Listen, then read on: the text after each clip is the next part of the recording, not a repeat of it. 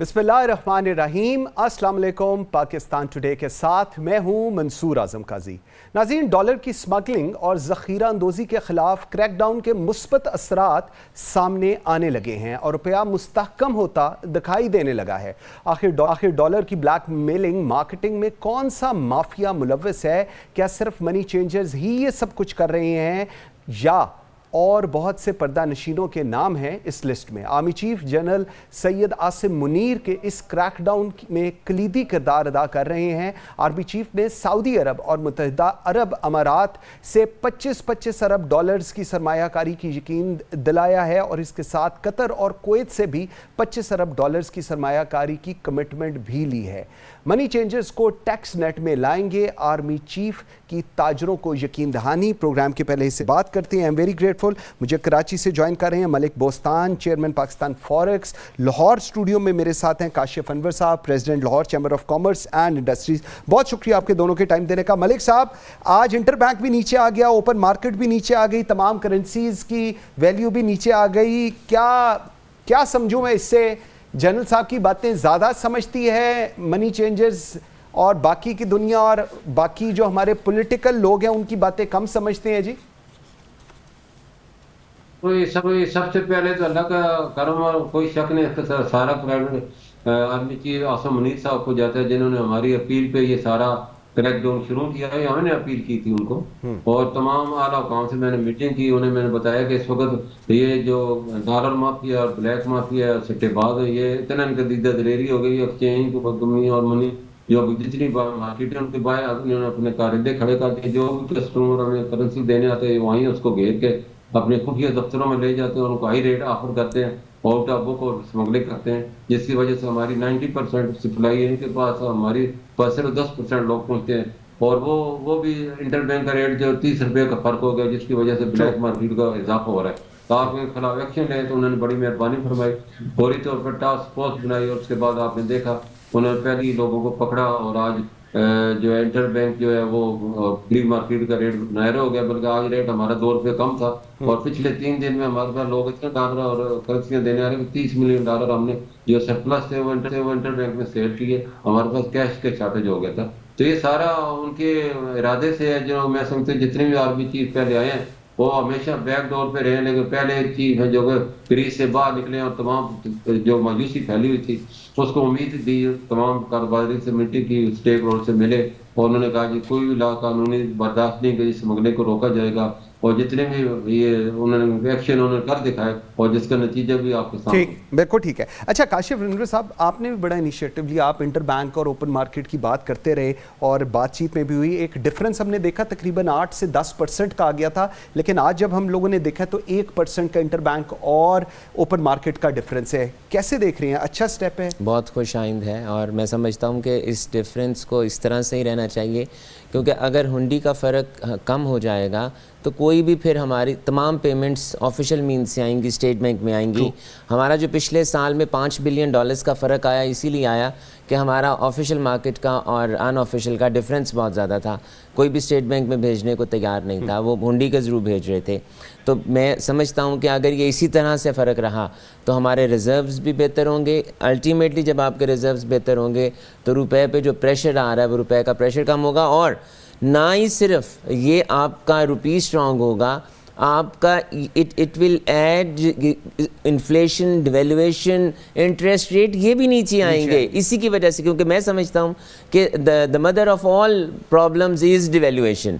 तो अगर ये हमने कंट्रोल कर लिया तो बिजली के बिल, तमाम चीज़ें, अब देखें जो चीज़ें हम इंपोर्ट कर रहे हैं अगर आज हम 300 पे करते हैं, अगर ये 250 पे आ जाता है तो अल्टीमेटली इफेक्ट आएगा, वो चीज़ें नीचे आ जाएंगी। आप जो LNG, आप जो फ्यूल कर रहे हैं, हम जो कहते हैं कि हमारा फ्यूल $20 बिलियन का हम इंपोर्ट करते हैं, उसका इक्विवेलेंट आप करते हैं उसकी रुपये के साथ, जब आप उसको 250 से करेंगे और 300 से करेंगे तो वो इमीडिएटली आपकी आवाम को फ़र्क पहुंचेगा। तो ये इसका पकड़े जाना जो प्रायोरिटी लिस्ट पे सबसे ऊपर था वो यही था।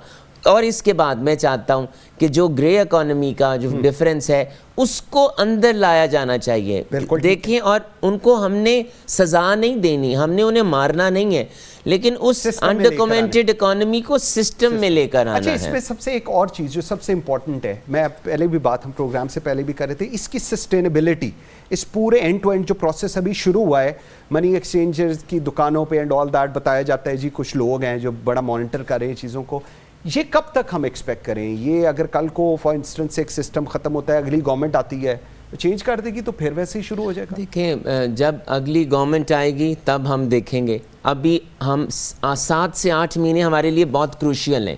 جب تک ہم آئی ایم ایف کے پروگرام میں ہیں ہم کوئی ایسا میئر نہیں لے سکتے جس کی ہم آئی ایم ایف سے اجازت نہ لیں.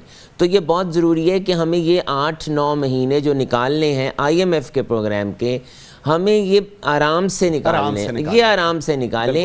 ہم اس میں سے جب ایک دفعہ نکل گئے نا تو انشاءاللہ میں آپ کے پروگرام میں کہہ رہا ہوں مجھے اللہ تعالیٰ کے گھر بہت امید ہے کہ پاکستان ٹریک پہ آ جائے گا. لیکن اگر ہم نے اس کو خراب کیا اپنے اس پیریڈ کو, کیونکہ ہم at the state of emergency ہیں اور ایمرجنسی میں ایب نارمل چیزیں سب کچھ ایب نارمل ہے, تو ہمیں پہلے اس کو نارملائز کرنا ہے, پھر انشاءاللہ جب ایک دفعہ سسٹم بن جائے گا نا تو everything will be fine. ٹھیک ملک صاحب, یہ جو ڈالر اور اس وقت آج اور کل سے, میں کل بلکہ شام کو ایک جگہ پر تھا تو آپ یقین کریں وہاں پر میں فون نہیں سن سک رہا تھا, تو بہت سارے لوگوں کا یہ کنسرن تھا کہ جی کیا 5,000 کا روپیہ ختم ہونے لگا ہے, اس کو حکومت بند کر رہی ہے, اور ایک فیک نوٹیفیکیشن مارکیٹ کے اندر آیا. سو یہ ڈالر کی اور یہ 5,000 کی جو موومنٹ والی ایک سچویشن بنی ہوئی ہے, اس کو آپ کیسے دیکھ رہے ہیں اور اس کو ایڈریس کیسے کیا جائے؟ دیکھو جی یہ واقعہ اسٹیٹ بینک نے اور گورنمنٹ اس کو فیک قرار دیا. دراصل شبر زیدی صاحب ہیں, وہ آج کل آپ کو پتہ ہے وہ ہر چیز کہتے ہیں بند کر دو. پہلے 2 سال وہ یہ ڈھڈورا پھرتے رہے کہ پاکستان ڈیفالٹ کر چکے ہیں, اور ڈیفالٹ میں لکھ کے دیتا ہوں, اور اللہ نے کا شکر ہے پاکستان نے ڈیفالٹ بھی نہیں کیا, اور کرائس یہ مایوسی پھیلاتے ہیں. لوگوں کو تو امید دلانی چاہیے, ہماری چیف نے جیسے دلائی ہے. اب یہ کہہ رہے ہیں کہ 5,000 کے نوٹ بند کر دو, گاڑیاں بند کر دو, یہ بند کر دو, یہ کچھ نہیں, یہ وقتی طور پہ. بھائی امید سے دنیا قائم ہے, امید سے جب آپ لوگ جب ہاتھ پاؤں چھوڑ کے بیٹھ جائیں گے پھر آپ نے کام کیا کرنا ہے. تو اللہ کا شکر ہے یہ جو 5,000 کا نوٹ ہے ہم بھی کہتے ہیں بند ہونے لگی ہے, 2-3 سال کا ان کو ٹائم دے, اور تاکہ یہ بلیک اکانومی جو بزنس کونسلر نے پچھلے ہفتے کہا کہ 9,000 ارب روپیہ سٹے بازوں کو اور ان بلیک مارکیٹ والوں کے پاس پڑا ہے جو بالکل سے باہر ہے. تو جب پوری مارکیٹ کو انہوں نے یرغمال بنایا تو کبھی ڈالر میں گھس جاتے ہیں, کبھی گولڈ میں گھس جاتے ہیں, چینی میں گھس جاتے ہیں. ان کے خلاف یہی کہ آپ جو نان فائلر ختم کریں, جتنے بھی پیسے فائلر جب کریں گے نازمن آپ کوئی پیسہ آپ کے سسٹم میں آئی جگہ ڈیجیٹائز کریں. انڈیا نے کیا, چائنا نے کیا, آج ہم سے کتنے آگے نکل جائیں. وہ چاند گاڑی میں پہنچ کے ہم ابھی گدا گاڑی چلا رہے بیٹھ کے. تو یہ چیزیں آپ کو مینول سے ہٹنا پڑے گا, ڈیجیٹلائز کرنا ہوگا, لیکن ٹائم دینے, لوگوں کو ہراسمنٹ نہیں پیدا کرنی, پینک نہیں پھیلانا. اگر آپ یہ یکدم فرض کی کینسل کریں گے لوگ کیا کریں گے؟ بینکوں میں تو نہیں کے بلیک منی ہے, وہ ڈالر پاؤنڈ یورو جو ان کو ملے گا اس کو کنورٹ کر کے بیٹھ جائیں گے, تو ایک نیا پاکستان کے لیے کرائسس کھڑا ہو جائے گا. اچھا ملک صاحب مجھے ذرا ایک چیز کا میں آپ سے تھوڑا, لوگ سن رہے ہیں, ہم ذرا اس کو تھوڑا سا سمجھا بھی دیجئے گا. ایک یہ پرابلم چل رہی تھی جو ابھی بھی ہے, ایک شخص ہے اس کا بینک میں اکاؤنٹ ہے, وہ اپنے لوکل پاکستانی روپی کے اگینسٹ کوئی بھی کرنسی لینا چاہتا ہے, تو اس کا بائیو میٹرک ہونا, CNIC ہونا, یہ تو بیسک ریکوائرمنٹس ہے, ٹھیک ہے, فیئر انف ہونا چاہیے, پاسپورٹ ویزا ہونا چاہیے. ایک بندہ اپنا لیگل منی کو کنورٹ کر کے کسی اور کرنسی میں رکھنا چاہتا ہے, لیکن اس کے لیے ویزا ہونا, اس کے لیے یہ سب کچھ ہونا, اس سے آپ کو لگتا ہے ایک impact, one of the impacts یہ بھی ہے کیونکہ جب وہ صحیح طریقے سے نہیں کرا رہا تو اس کے پاس پھر آلٹرنیٹیو اینگلز پہ وہ چلا جاتا ہے اور وہاں سے وہ کنورٹ کرتا ہے. اس کے اوپر آپ کا کیا ویو ہے؟ دیکھو جی حکومت نے کہا جو بینک میں رکھنا چاہتا ہے ان کے لیے تو الاؤ ہے, وہ $10,000 ڈیلی خرید سکتے ہیں. ٹھیک ہے. جو گھر میں ہولڈ کرنا چاہتے ہیں ان کو بین کیا ہوا ہے, جو ٹریولنگ کر رہے ہیں, ہیلتھ ہے, ایجوکیشن, سب کے لیے الاؤ ہے. جو اگر ہولڈ کرنا ہے بینک میں کریں, تو اگر ملک کے کام ہے گھروں میں نہ رکھیں, تو اس کے لیے یہ ڈسکریج کرنے کے لیے کہ میں آپ کو بتاؤں پاکستان میں فارن ایکسچینج کی بالکل کمی نہیں ہے, یہ بالکل پروپیگنڈا ہے. تو اگر آپ ریکارڈ دیکھیں پچھلے 30 سال میں $180 ارب پاکستانی بینکوں سے غیر ملکی بینکوں میں گیا ہے. تو ہمارے تو قرضے $130 ارب، $50 ارب تو فالتو پہنچ گیا ہے. تو ہمیں اس کو مینیج کرنا ہے، لوگوں کو اعتماد میں دینا ہے. یہ جو ڈورا پھٹتے رہتے ہیں نا، شبر زیدی صاحب پاکستان ڈیفالٹ کر گیا، اب مان نہیں رہے، یہ جو کچھ ہو رہا ہے وہ اس کو یقین ہی نہیں دلا رہے. تو یہ لوگ اپنا پیسہ باہر لیں گے اس ڈورے کی وجہ سے. تو اس پیسے کو ہم نے واپس لے کر لوگوں کو اعتماد دینا ہے. جو ہم دنیا کی منتیں کریں، اپنے لوگوں کو کیوں نہ منتیں کریں، انہیں کہیں اپنے پیسہ لائیں، ہم آپ کو عزت بھی دیں گے. اور لوگ کس خوف سے لے جاتے ہیں، کوئی بھی حکومت ہے کہ اکاؤنٹ فریز نہ کر دے یا ہم سے پوچھ شروع نہ کر دے، اور اس سے یہ لوگ کرتے ہیں کہ ان کی پہنچ سے دور لے جاؤ تاکہ وہ ہم سے پوچھ ہی نہ سکے. بالکل صحیح. اچھا کاشف صاحب، ایک اور چیز، آرمی چیف نے سعودی عرب، متحدہ عرب امارات سے 25 ارب اور سرمایہ کاری، اور قطر و کویت سے بھی 25. اس کے اوپر بھی ایک ڈبیٹ ہے کہ جی اتنے پیسے آ جائیں گے، نہیں آئیں گے تو پھر دنیا پاکستان بدلے گا، نہیں آئیں گے تو نہیں ہوگا. اور کیا یہ جو ذمہ داری آرمی چیف نے لی ہے، ایک یہ چیز تھی جس میں ان کی ذمہ داری نہیں تھی اپیرنٹلی دنیاوی طور پہ، لیکن اب وہ بھی ذمہ داری لے لی ہے. It's a good sign, it's a bad sign? As a democrat آپ کیسے دیکھتے ہیں؟ دیکھیں، بات یہ ہے کہ ابھی تو $1 بھی اس ملک کے اندر نہیں آیا، ہاں، اور انٹر بینک اور اوپن مارکیٹ کا ریٹ ایک ہو گیا. تو جب آ گیا آپ کے ملک کے اندر انویسٹمنٹ آ گئی، تو پھر دیکھیں آپ کا ملک کہاں چلا جائے گا. اور آرمی چیف نے اس ساری میٹنگ کے دوران بار بار یہ کہتے رہے، صبر کا دامن ہاتھ سے نہ چھوڑیں، نیگیٹو نیوز نہ پھیلائیں، آپ بھروسہ رکھیں، آپ یقین رکھیں، آپ پاکستان کے متعلق کوئی نیگیٹو خبر نہ کریں. تو ہمیں کیا اچھی امید نہیں رکھنی چاہیے؟ ہم کیوں نہیں اس بات کو ماننے کو تیار کہ سعودی عرب اور دبئی آپ کے ملک کے اندر انویسٹمنٹ کرے گا؟ بالکل کرنی چاہیے. ہمارے پاس کس چیز کی کمی ہے کہ ہم کہتے ہیں کہ ہمارے ملک کے اندر انویسٹمنٹ نہ ہو؟ بات یہ ہے کہ ہمیں اگر chief of the army staff نے ایک انیشیٹو لیا ہے، جیسا کہ آپ نے کہا کہ وہ ان کی رسپانسبلٹی نہیں ہے، لیکن میں یہ سمجھتا ہوں ہمارے تمام ہیڈز کی رسپانسبلٹی ہے، چاہے وہ chief of the army staff ہیں، پریزیڈنٹ ہیں، پرائم منسٹر ہیں، گورنر ہیں، چیف منسٹرز ہیں. یہ ان سب کی ذمہ داری ہے کہ اس ملک کو آگے کیسے لے کے چل رہے ہیں. اگر ایک انیشیٹو لیتا ہے تو باقیوں کو، اگر پرائم منسٹر کو انیشیٹو لیں گے تو chief of the army staff کیا کہیں گے؟ میں نہیں مانتا. اور اگر chief of the army staff نے میں تو ہر فورم پہ یہ بار بار کہہ رہا ہوں کہ میں نے یہ سمجھا ہے اس دن کی ساری ڈیبیٹ سے کہ chief of the army staff یہ سمجھتے ہیں کہ بارڈر پہ لڑائی نہیں لڑنی اس وقت اکنامک فرنٹ کے اوپر لڑائی لڑنی ہے. اگر ہم اکنامکلی مضبوط ہوں گے تو سب کچھ ہو جائے گا. اور کیوں آپ کے جو فارنرز ہیں وہ آپ کے ملک کے اندر آنے کو تیار نہیں ہیں؟ چیف صاحب نے یہ کہا کہ انہیں یقین دلایا گیا ہے کہ اسٹیبلٹی ہوئے گی، آپ کی کنٹینیوٹی آف پالیسیز ہوئے گی فرام پاکستان. ٹھیک، کچھ ایشوز ایسے ہیں کہ جس کی وجہ سے وہ آپ کا فورن انویسٹر نہیں آنا چاہتا، آپ ہماری وجہ سے وہ نہیں آنا چاہتا. تو اگر انہوں نے اس بات کی انہیں گارنٹی دی ہے کہ آپ کی انویسٹمنٹ میں کوئی پرابلم نہیں ہوئے گا، ہماری پالیسیز نہیں چینج ہوں گی، آپ کی انویسٹمنٹ محفوظ رہے گی، consistency of and continuity of policies ہوگی، تو کیا بری بات ہے؟ اگر دے دی تو ملک کا فائدہ ہے نا. اگر آپ کے ملک کے اندر انویسٹمنٹ ہو گئی، اگر آپ کے ملک کے اندر انڈسٹری لگ گئی، اگر آپ کے ملک چلیں زراعت میں بھی انہوں نے کر لی، آپ کا فشریز میں کر لی، مائننگ میں کر لی، منرلز میں کر لی، انہوں نے اس میں ایگریکلچر میں کر لی، انہوں نے آپ کے اس میں بجلی بنانے کے لیے کر لی، تو روزگار تو اس ملک میں آپ کو پرووائڈ ہوگا نا. ہمارا جو اس وقت تک 15 سے 18 لاکھ بچہ ملک چھوڑ کے چلا گیا ہے، لائنیں لگی ہیں. مجھے پتا ہے ایز دا چیمبر پریزیڈنٹ کوئی ایمبیسی آپ کو 2-2 3-3 مہینے سے پہلے ٹائم دینے کے لیے تیار نہیں ہے. کیوں؟ کہ سارا پاکستان چھوڑ کے جانا چاہتا ہے. تو اگر آپ کے ملک کے اندر حالات ایسے اچھے ہو جاتے ہیں تو پھر کیا یہ برائی ہے؟ میں تو کہتا ہوں چلیں کچھ بھی نہیں ہوتا، نہیں ہوتا. اگر امید کی کرن اچھی آ گئی ہے تو ہم کیا وہ بھی لینے کو تیار نہیں ہیں؟ اچھا ملک صاحب، 2 چیزیں اور. ایک جو اس پورے سینیریو کا ایک سب سے بڑا ایشو ہے وہ ہے ہماری اپنی ملک کی، ہماری حکومتوں کی کریڈیبلٹی ایک، اور دوسرا ہے ہمارا ٹیکس نیٹ کا ایک سسٹم جو کہ ود آل ڈیو ریسپیکٹ بہت ہی بھونڈا ہے. جو لوگ ٹیکس دے رہے ہیں وہ جتنا پہلے دے رہے تھے، پہلے شاید 10% کی بریکٹ پہ تھے، آج 30% کی بریکٹ پہ آگے ہوں گے، اور جو ٹیکس نہیں دے رہے تھے وہ شاید آج بھی ٹیکس نہیں دے رہے. سو اس کا خمیازہ ان تمام ٹیکس پیئر پہ اور عوام پہ وایا انڈائریکٹ ٹیکسز آ رہا ہے. اس کو اب آپ کیسے دیکھتے ہیں اس پورے سینیریو میں؟ میں یہی تو بتا رہا تھا کہ 9,000 ارب جو ان لوگوں کے پاس پڑے ہیں، پورے پاکستان کا جو ریونیو وہ 6 سے 7,000 ارب ہے. تو پورے پاکستان کی اکانومی تو انہوں نے پوری 70% بلیک اکانومی اور انڈاکومنٹڈ ان کے پاس ہے. تو ان کو یہ انڈائریکٹ ختم کریں. اس میں ایف بی آر کے بھی بڑے کھانچے لگتے ہیں، بڑے ان کو موجیں لگی ہوئی ہیں، 2 بکیں ان لوگوں نے بنائی ہوئی ہیں. اور وہ جو ہے سیل اگر 1 کروڑ کی کرتے ہیں تو یہ 1 بک پہ 10 لاکھ لکھ دیتے ہیں، باقی آپ اس میں ملی بھگت کر لیتے ہیں.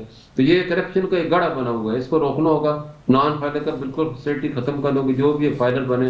اور دیکھیں ایف بی آئی نے کہا ہم نے جی 3 ملین لوگوں کا ڈیٹا حاصل کر لیا جو کہ کروڑوں کا خرچہ ہے، لیکن ٹیکس 1 پیسے کا نہیں دیتے. تو یہ سارے ریکارڈ بھی چیزیں موجود ہیں. ان کو تبھی پاکستان ترقی کے ٹیکس ہمارا جی ڈی پی ٹیکس سب سے کم ہے. سیونگ ہماری 12% ہے، انڈیا کی اور بنگلہ دیش کی 18 سے 30% ہے. تو ہم تو ہر چیز میں پیچھے جا رہے ہیں. اور ہمیں جو جب آگے بڑھنا ہے تو ساری چیزیں ٹیکس بھی دینا ہوگا، وہ اپنے اکانومی کو ڈاکومنٹڈ بھی کرنا ہوگا. اور جتنے بھی یہ مافیا ان کے خلاف یہ کریک ڈاؤن آج نہیں ہمیشہ رہنا چاہیے. اس کے باقاعدہ ایک ٹیم ادارے مانیٹر کرے تاکہ یہ پرماننٹ بیسس پہ ہو جائے.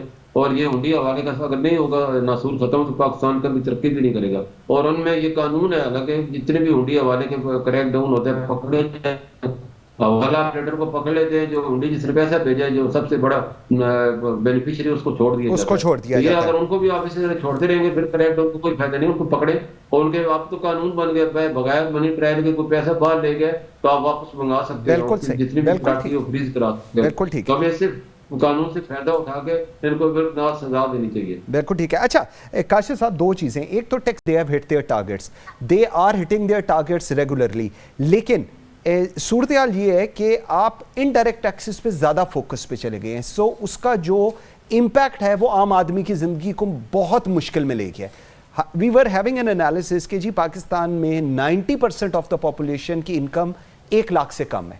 جو بلز اور جو ایکسپینس آف لائف ہے ہاؤ ول دے مینیج؟ دیکھیں میں سمجھتا ہوں کہ ہمارے ٹیکس کے جو ٹارگٹس ہیں نا وہ روپیز میں رکھے جاتے ہیں، ڈالرز میں نہیں.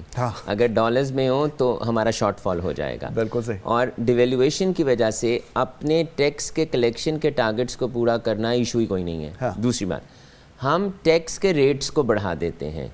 ہم کوئی بھی ٹیکس کا ٹارگٹ رکھ لیں وہ پورا ہو جائے گا کیونکہ ہم نے ریٹس کو بڑھا دینا ہے. ابھی بھی ہم نے کیا کیا کہ پہلے 17% سیلز ٹیکس تھا، ہم نے 18 کر دیا. 3% تھا، ہم نے 4% کر دیا. پیٹرول پہ آپ پیٹرول پہ یوٹیلیٹیز پہ بڑھا دیتے ہیں، وہ آپ کے ٹارگٹس پورے ہو جاتے ہیں. اب جہاں تک بات ہے ہمارے ٹیکس بیس کو بڑھنا، it is the need of the hour. لیکن بات یہ ہے کہ سوال یہ ہے کہ ٹیکس پیئر ایک ایسے شخص کو جو ٹیکس نیٹ کے اندر نہیں ہے، اسے ٹیکس نیٹ میں اندر آنے کا فائدہ کیا ہے؟ میں یہ کہتا ہوں کہ ہم نے فائلر اور نان فائلر کو ڈسٹنگوش کیا ہے کہ بھائی فائلر پہ پینلٹی کم ہے، نان فائلر پہ پینلٹی زیادہ ہے. فائدہ کیا ہے؟ یہ تو پینلٹی ہے. ہمیں ڈیفرینشیٹ کرنا چاہیے. دیکھیں آڈٹ کس کا ہوتا ہے، اسٹیٹمنٹس کس نے فائل کرنی ہے، اب بینک اٹیچمنٹ کس کی ہوتی ہے، نوٹسز کس کو آتے ہیں، گھر پہ ریٹ کس کے پڑتی ہے. تو کوئی نان فائلر کا اس پورے پروسیس میں کام ہی نہیں ہے. اچھا ایک اور بات، اب جتنے نان فائلرز ہیں، ایک تو میں ان کو بلیک اکانومی نہیں کہتا، میں ان کو گرے اکانومی. دیکھیں black is different, grey economy ہے اور وہ بھی سسٹم کی وجہ سے گرے ہے. اگر ہمارا سسٹم ٹھیک ہوتا تو وہ گرے نہ رہتا. میں جب آپ کا ہمارا یہ بجٹ آیا پچھلا اسحاق ڈاٹ صاحب کے ساتھ، میری کئی میٹنگز ان کے ساتھ ہوئیں. ہم نے وہ جو 50 لاکھ روپے آپ کے 111(4) کے تحت آپ کا آتا ہے 50 لاکھ تک، میں چاہتا تھا وہ 10 کروڑ ہو جائے. آپ کے ملک کے اندر دیکھیں ہم ایمرجنسی میں ہیں، ہمیں پیسے چاہیے ہیں. ہمیں یہ نہیں چاہیے کہ یہ پیسہ وائٹ ہے یا یہ گرے ہے یا ڈالر کا رنگ نہیں ہوتا، ڈالر ہوتا ہے. ہمیں اپنی کٹی کے اندر اس وقت جو آپ کے پاس 8-9 بلین ڈالرز ہیں، ہمیں اس کو تو 50 بلین چاہیے. اور اٹ از آلسو، اور دیکھیں ہمیں اس بات کو بھی سمجھنا ہے کہ سسٹم کی وجہ سے انڈاکومنٹڈ ہوا ہے. اس انڈاکومنٹڈ پیسے کو وائٹ اکانومی میں آنے دیں. جب وہ آئے گا وہ کنٹریبیوٹ کرے گا. اس سے پلاٹس نہیں خریدے جائیں گے، اس سے فیکٹریاں لگیں گی، اس سے انویسٹمنٹ ہوگی، اس سے ڈاکومنٹڈ. اور ایک اور بات، اگر آپ پلاٹس بھی خریدیں گے، یہ بات ہمیں سمجھنی چاہیے کہ جب آپ کھول دیتے ہیں نا کنسٹرکشن سیکٹر کو, آپ کی اکانومی چل پڑتی ہے, آپ کی 75 انڈسٹریاں چلتی ہیں, لیکن کنسٹرکشن کیسے چلے گی؟ ساری چیزیں تو باہر ہیں. اور ایک اور بات, جب آپ ایسی, جب جو ٹکٹنگ کرتا ہے, جو آپ کی پلاٹ خریدتا ہے, جو پلاٹ بیچتا ہے, جو گاڑی خریدتا ہے, جو گاڑی بیچتا ہے, کیا ڈپارٹمنٹ کے پاس انفارمیشن نہیں ہے؟ سب کچھ ہے, بالکل ٹھیک ہے. آپ کیوں نہیں؟ اور commercial meters 80 lakh commercial meters ہیں, ریٹرن 33 لاکھ جمع ہوتی ہے, کیا میں رسپانسبل ہوں؟ سسٹم, میں تو رسپانسبل نہیں ہوں. ٹھیک, ملک صاحب لاسٹ مجھے ذرا بتائیے گا, میرے پاس 2 منٹ ہیں سر. یہ جو سمگلنگ والی پوری صورتحال ہے, چاہے وہ افغانستان کی ہو, چاہے وہ ایران کی ہو, تیل آتا ہے اور تیل خالی نہیں آتا, تیل کے عوض کچھ جاتا بھی ہے. اسی طرح ایک ہمارا بارڈر ہے,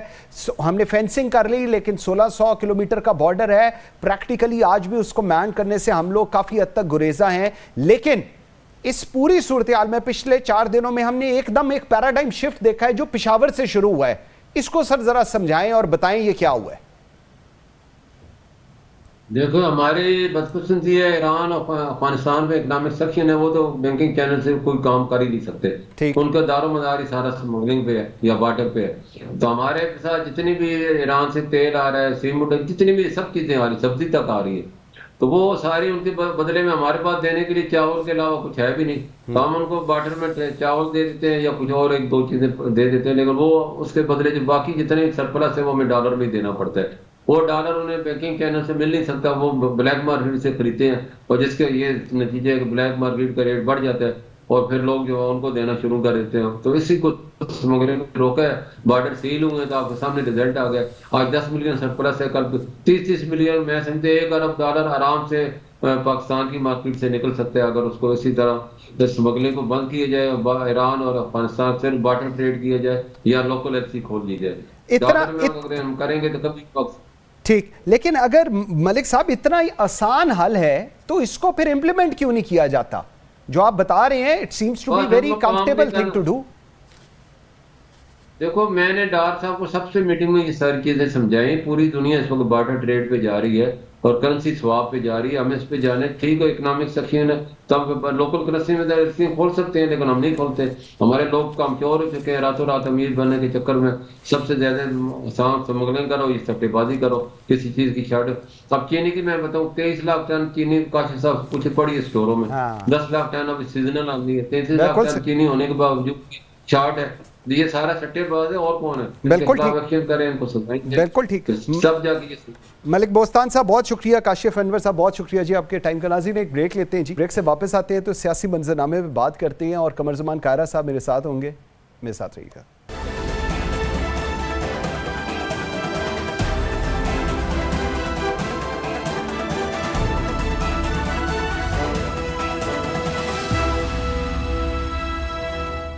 ناظرین, نگران وزیر اعظم انوار الحق کاکڑ کا کہنا ہے کہ انتخابات جنوری اور فروری سے پہلے بھی ہو سکتے ہیں.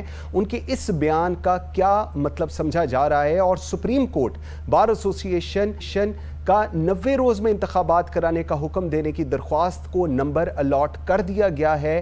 کیا سپریم کورٹ کی جانب سے 90 روز میں الیکشن کرانے کا فیصلہ آ سکتا ہے؟ اس پہ بات ہے پاکستان پیپلز پارٹی کے سیما قمر زمان کائرہ صاحب نے. کائرہ صاحب بہت شکریہ آپ کے ٹائم دینے کا. کائرہ صاحب, نگران وزیر اعظم انوار الحق کاکڑ کا کہنا ہے کہ انتخابات جنوری اور فروری سے پہلے بھی ہو سکتے ہیں. آج میں دیکھ رہا تھا بلاول بھٹو زرداری بھی کہہ رہے ہیں کہ الیکشن آئین کے مطابق 90 روز میں ہوں گے.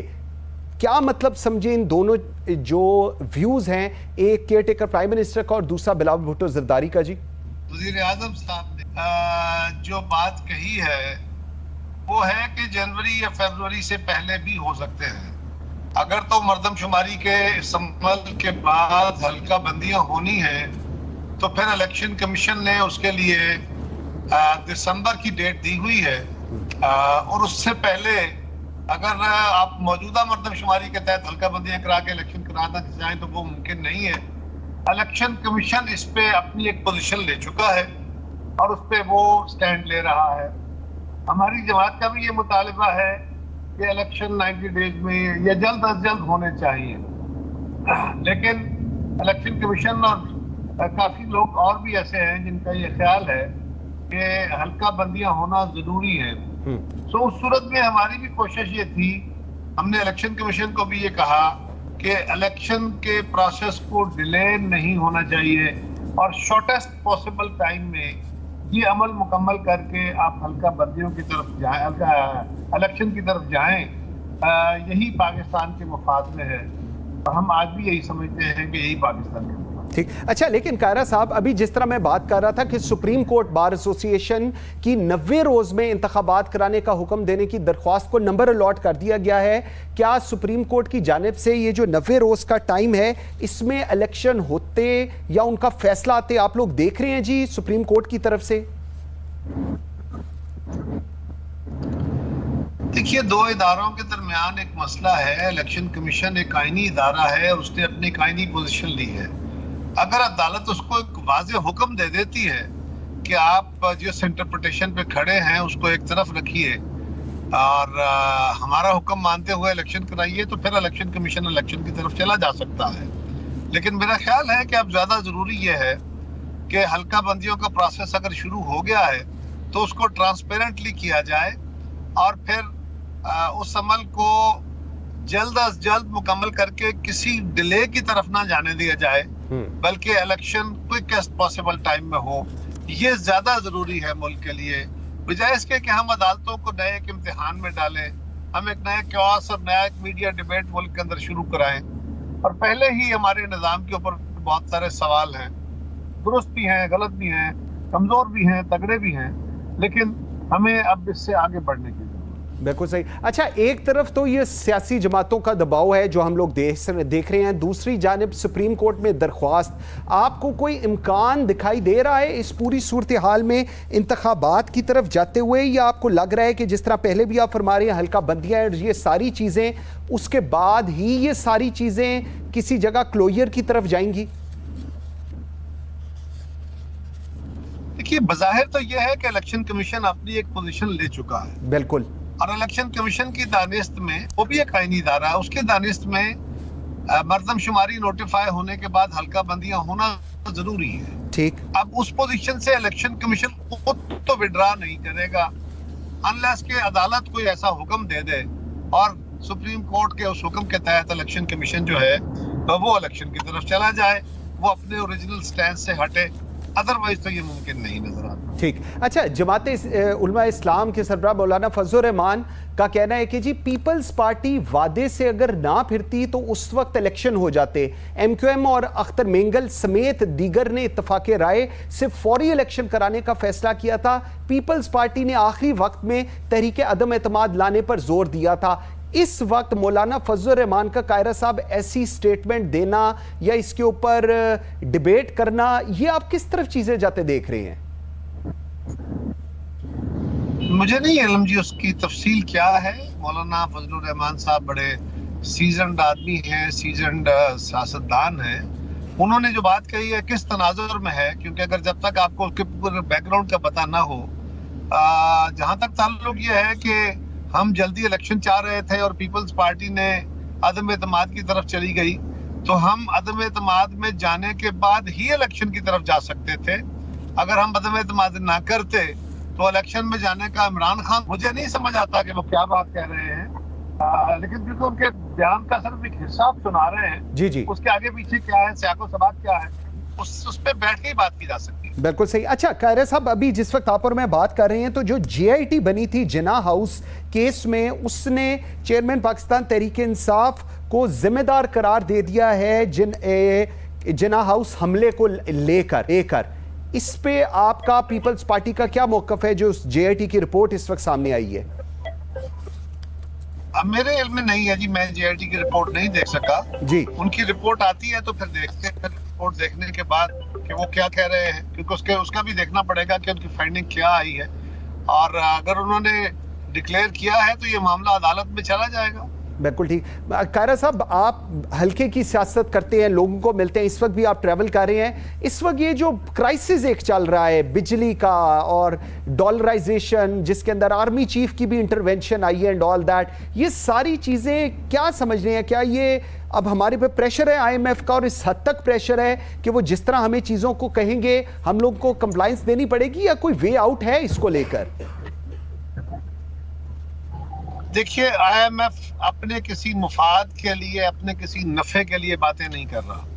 IMF کے خیال میں پاکستان کی اکانومی کو درست کرنے کا، بہتر کرنے کا اور اس کے اندر پیئنگ کیپیسٹی پیدا کرنے کا طریقہ کار یہ ہے کہ یہ جو معاہدہ انہوں نے کیا ہے، جو شرائط ہم پہ لگائی ہیں، ان کی دانش میں یہ بہتر راستہ ہے. ہم یہ کہہ رہے ہیں، آج ہمارا خیال اور پاکستان کے کچھ دانشوروں کا یہ خیال ہے کہ یہ درست نہیں ہے. میں تو یہ سمجھتا ہوں کہ اس وقت IMF اگر ہم سے تمام شرائط ہٹا بھی لے تو کیا پاکستان کی گورنمنٹ کے پاس یہ ریسورس ہے کہ ہم لوگوں کو سستا گیس، سستا تیل، سستی بجلی دے سکیں، اشیاء ضروریات سستی کر سکیں اور بڑی تعداد میں سبسڈیاں دے سکیں؟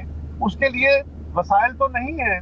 ترقیاتی بجٹ پہلے ہی بڑا کم ہے اور آپ کے پاس صرف ایک رستہ ہے کہ آپ یا اور قرضے لیں یا نئے نوٹ چھاپیں. دونوں صورتوں میں آپ کی انفلیشن اور بڑھ جائے گی. تو IMF اور نو IMF، یہ کوئی IMF کا شوق نہیں ہے کہ وہ پاکستان کی اکانومی کو تنگ کرنا چاہتے ہیں. میرا خیال ہے کہ ہمیں خود اپنے گھر کو درست کرنے کی ضرورت ہے. ٹھیک. اچھا، ایک یہ جو اس وقت معاشی بحران جس کا آپ ذکر کر رہے ہیں اور بہت اچھی طرح اس پہ آپ کا تجزیہ بھی ہوتا ہے، اس کو سیاسی بحران کے ساتھ ٹیگ کیا گیا ہے. سر، سیاسی بحران تو الیکشنز کے ذریعے ہے. اگر الیکشن نہیں ہوتے یا ڈیلے ہوتے ہیں یا جو بھی اس وقت کی صورتحال ہے تو اس کا مطلب یہ ہے کہ تب تک یہ معاشی بحران کنٹینیو کرے گا اسی طرح اور عوام پستی رہے گی. دیکھیے، سیاسی استحکام کے ساتھ معاشی استحکام آئے گا، یہ ایک لارجر ایشوز کی بات ہے.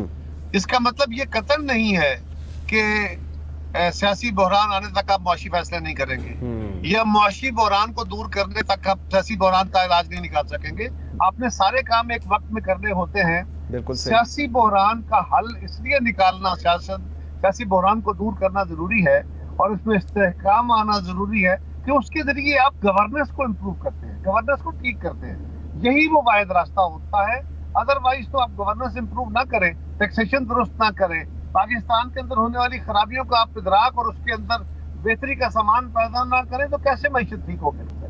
بالکل صحیح. اچھا قاہرہ صاحب، لاسٹ مجھے بتا دیں، گرینڈ ڈائیلاگ کی ابھی آپشن آپ کو لگتا ہے یا وقت گزر گیا گرینڈ ڈائیلاگ کا between the political parties, specifically with Pakistan Tehreek Insaf? دیکھیے، میری جماعت کی پوزیشن جو ہے اس کے بارے میں تو میں اس پہ کچھ نہیں کہہ سکتا. میری ذاتی دانش میں کبھی بھی وقت گزر نہیں جایا کرتے. لیٹ ضرور ہے لیکن ہمیں چاہیے یہ کہ گرینڈ ڈائیلاگ کے لیے رستہ ہموار کیا جائے، تبھی جا کے پاکستان کے اندر جو سخت بحران ہے اس کے اندر ایک یکسوئی، یکجہتی پیدا کی جا سکتی ہے. ادروائز تو بہتری کے کوئی راستے نظر نہیں آتے. بالکل صحیح. قمرزمان قاہرہ صاحب، بہت شکریہ جی آپ کے ٹائم دینے کا. ناظرین، ایک بریک لیتے ہیں جی. بریک سے جس وقت واپس آتے ہیں تو یہ جو کرائسس چل رہا ہے انرجی کو لے کر اور جو بجلی کے بل ہیں یہ کیسے ان کو ایڈریس کیا جا رہا ہے اور اس کے اوپر کہا یہ جا رہا ہے کہ بجلی چوری کو پکڑا جائے اور اس کے لیے from the highest level initiatives لیے جا رہے ہیں، کریک ڈاؤن شروع کیا گیا ہے. یہ سارا کچھ کیا ہے اس پہ بات کر کے ہیں. عرفان علی صاحب میرے ساتھ ہوں گے، فارمر سیکرٹری پاور ڈویژن میں. ساتھ رہیے گا.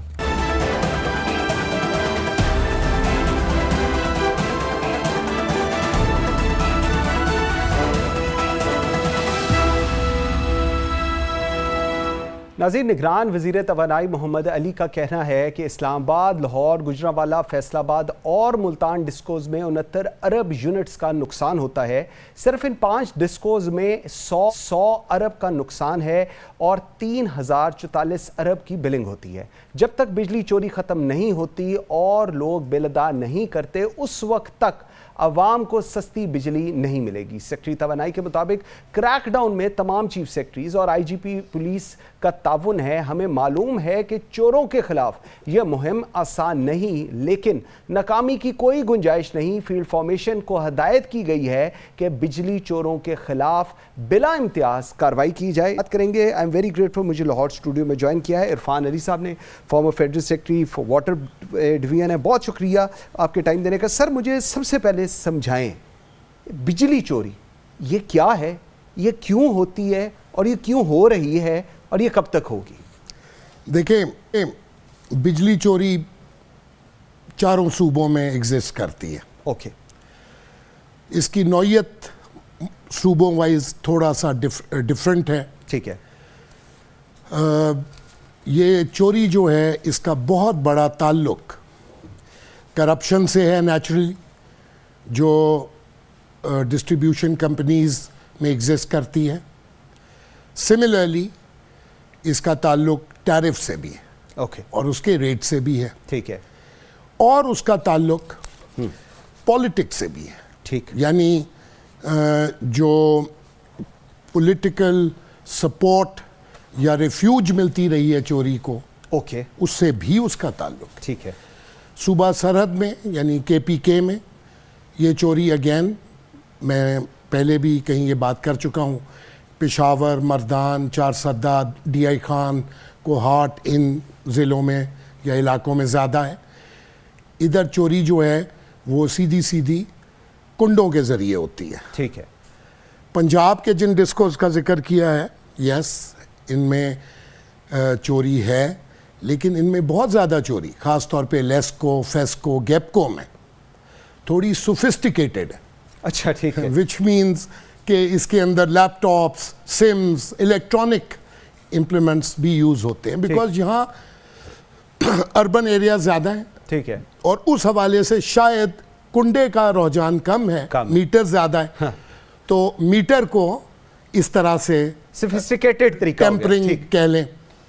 سندھ میں Karachi Electric is a different proposition because it stands privatised, but SEPCO اور ہیسکو یعنی حیدرآباد اور سکھر کے جو علاقے ہیں ان کے اندر بھی کنڈوں کا رجحان زیادہ ہے. اور جب حیدرآباد از اے بگر سٹی، پلازاز ہیں، تو ادھر بھی وہ سوفسٹیکیٹڈ چوری کا رجحان ہے. ٹھیک ہے اس میں یقیناً اس چوری کی وجہ سے لاسز بہت بڑے ہیں. لائن لاسز وغیرہ مطلب آج بھی میں دیکھ رہا تھا 600 ارب روپے کا تخمینہ ہے جی اوور آل. اب ایک چیز میں بتا دوں، یہ چوری ایک کریک ڈاؤن سے ختم نہیں ہوتی.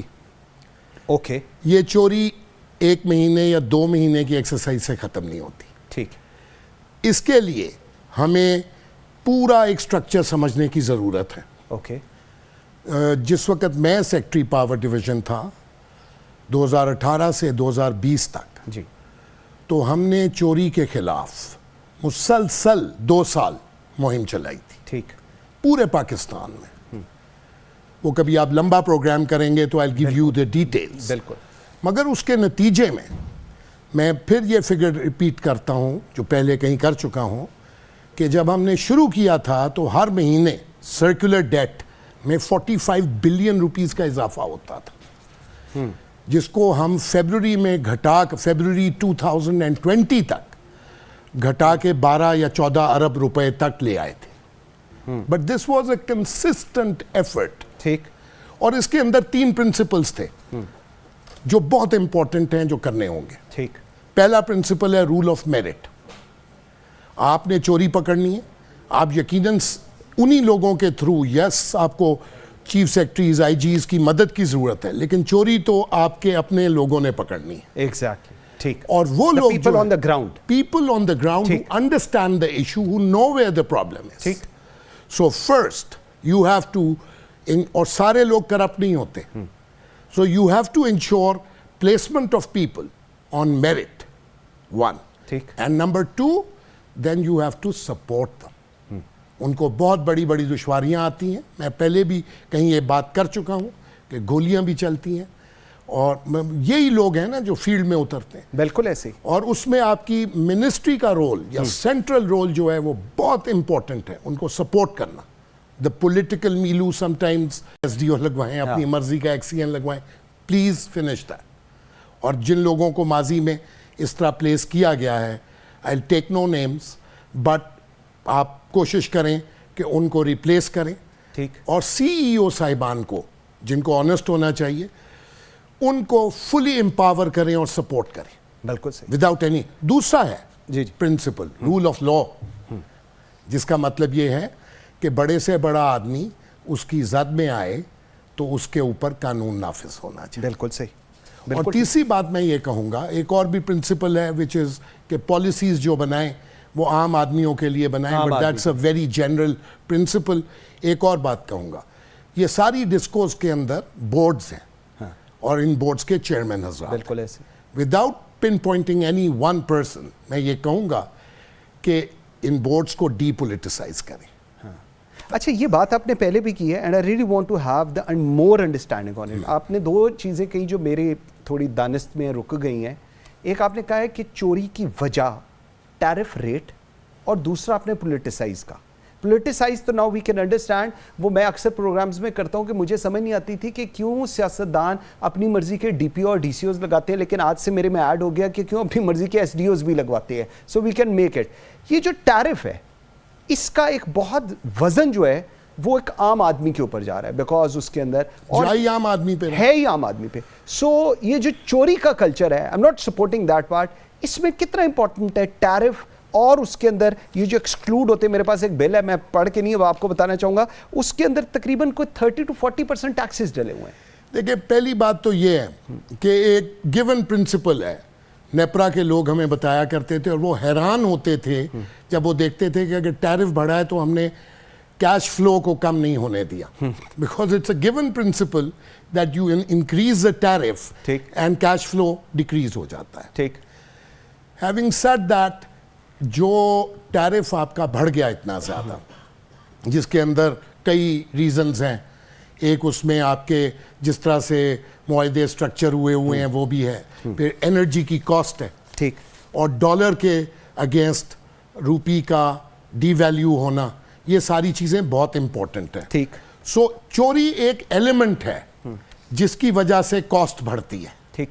चोरी एक एलिमेंट है और उसको ख़त्म करके सिर्फ आप कॉस्ट को नहीं घटाएंगे, आप सिस्टम का बैलेंस भी ठीक करेंगे, और आपको करप्शन जिसकी वजह से बहुत सारी प्रॉब्लम्स होती हैं वो भी ख़त्म करनी है. बट उसके साथ साथ मैं समझता हूँ, and I believe that the government has given some suggestions to the IMF, कि आपको टैरिफ को भी कुछ रैशनलाइज करना पड़ेगा. ठीक. और मैं इसमें ये बिल्कुल आप ठीक कह रहे हैं कि you have 18% GST if I am not wrong. हाँ जी, बिल्कुल ऐसे. आपका इनकम टैक्स का कंपोनेंट भी उसमें है, प्रोविंशियल लेवीज भी है, टीवी का चार्ज भी है, रेडियो का चार्ज भी है, FC सर्वर भी है कोई. So what I am saying is कि वो टैक्सेस जो लेट्स से FBR को डायरेक्ट वसूल करने चाहिए, वो आप वो इसके ऊपर क्यों अच्छा सर, मैं लेट मी रीफ्रेज इट.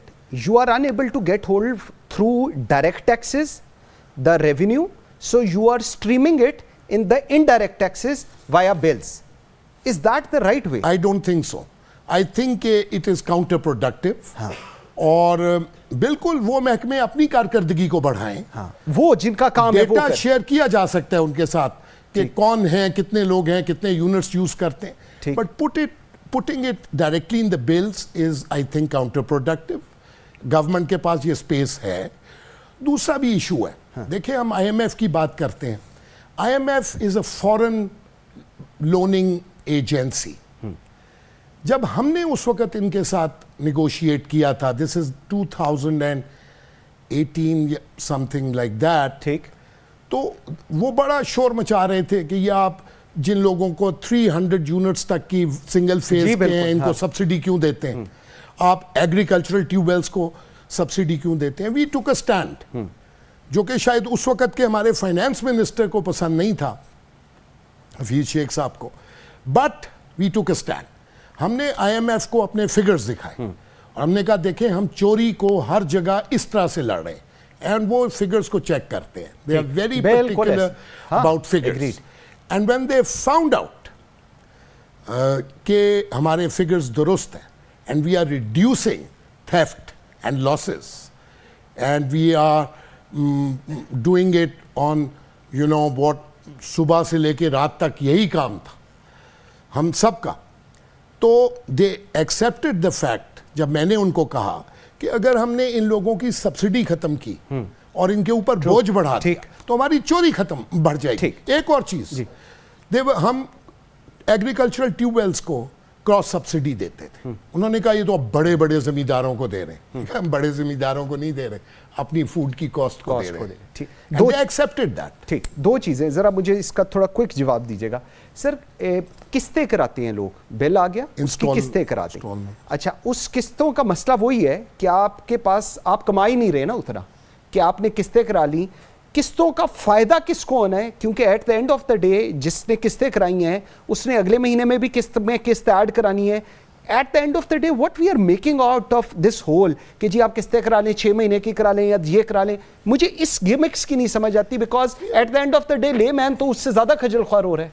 यार देखें, बुनियादी चीज़ तो खुद टैरिफ है। हाँ, जिसको मतलब इस एक अजीब सी बात है ना, अगर यही टैरिफ कम हो हाँ, तो शायद हमारी वसूली बहुत ज़्यादा हो। एग्जैक्टली। और मैं उम्मीद करता हूँ ये जो अब डॉलर को थोड़ा सा ब्रेक लगी है जी, इन द लॉन्ग रन, इससे अल्लाह करे कि ये सस्टेन करे, ठीक, तो इससे बड़ा फर्क पड़ता है। आपके सारे मंसूबे IPPs almost all dollar indexed हैं। बिल्कुल ऐसे। आप फ्यूल भी जब मार्केट से लेते हैं डॉलर से लेते हैं, उससे लेते हैं।